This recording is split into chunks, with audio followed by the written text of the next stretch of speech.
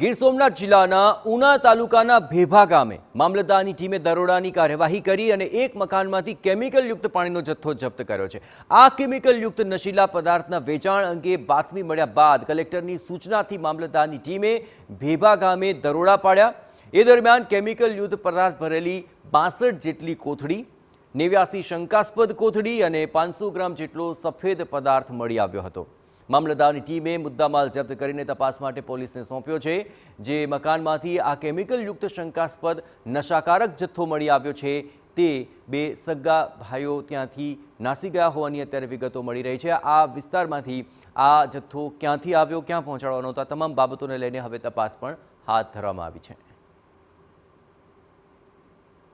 ભોળાભાઈ સોલંકીનું મકાન આવેલ છે, જેમાં કેમિકલયુક્ત પીણું બનાવી કોથળીમાં પેક કરી વિતરણ કરવામાં આવતું હતું તથા આ કેમિકલયુક્ત પ્રવાહીમાં સફેદ કલરનો એક પદાર્થ ઉમેરવામાં આવતો હતો। તે પદાર્થ FSL કર્યા બાદ કયા પ્રકારનો છે તે જાણી શકાય એમ છે।